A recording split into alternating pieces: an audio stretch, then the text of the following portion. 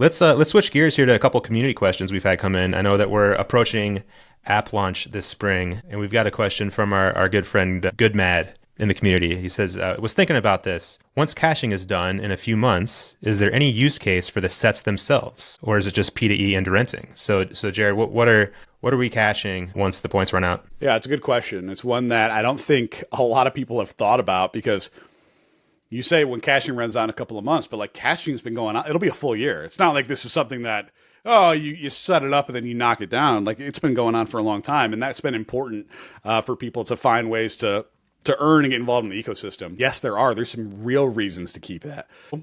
The way that the GolfN ecosystem is going to work, when people decide to try to earn inside of the app, Web 2 users, so non-crypto users, they're going to rent NFTs, and that's what's going to allow them to earn on course. If you own those NFTs, there's a rental fee that's paid to you for doing that. And you go, well, yeah, but what do I need the set for? Well, sets are what increase your level. For every level that you are with those sets, the odds of your NFTs being rented increase at an incredible rate. Okay, so if you have something in a set versus holding in just a wallet that isn't cached, it can still be rented if it's just sitting in your wallet.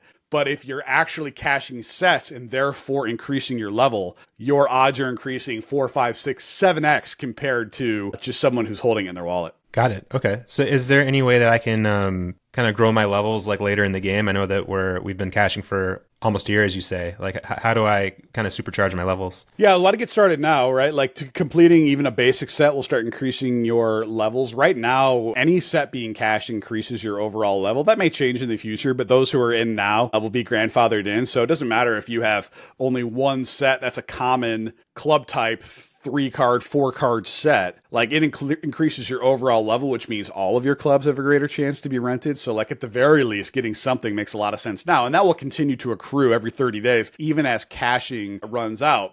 There's two other reasons why this is going to matter into the future, at least the plans now. One, like I already said, you get a greater chance to rent. But two, like, Season 1 Genesis season NFTs are going to be permanently usable for all future seasons. There will be future seasons of NFTs that are released, but they're going to be a lot less expensive to buy, and they're only going to be good for a year, right? And then they won't also work, right, in the same manner. So, like, think of Genesis set NFTs as like a permanent meta in gaming terms, and then there will be transient metas as seasons roll on. And so there's tremendous value in holding those NFTs and keeping your cards cached. Nice. Yeah, well, I know Goodman's always a very active trader in our community, so I'm sure he's always looking to wheel and deal. So if you're looking for cards, hit him up. Love it. And kind of a parallel question to that, I was actually asked this in a real life dinner with a foundation last week. What action should I be taking before the app launch to kind of maximize my earnings and my power for that? Yeah, so there's several ways to get involved now. I guess the first one would be complete a set, like we just said. Doesn't matter what it is. Or if you're like, hey, I don't want to go that deep down the rabbit hole, I would recommend to you learn about our attributes and the different things that are on the cards. Like, for me, just being someone who has 2 small children, I know you're that way too. Like, I don't get a chance to play on the weekend hardly ever, right? Like, mine are during the week, usually off-peak hours. So, like, off-peak Prodigy is going to be something that I personally collect because that's when I'm going to be playing golf. And so I bring this up to say, look at what the different attributes are and find just the best driver, iron, and putter that you can get if it's only 3 NFTs, because that's going to maximize your earnings every time you go play. So before people kind of figure out how this game works, and I imagine this interview or this mailbag will be one of the things people look at to go, oh, he said, like, you want to get these before people figure out what's going on, because the scarcity is going to go crazy once people start to figure this out. But yeah, that would be one. The other is, like, we have a bunch of partnerships that are providing overall in-game boosts.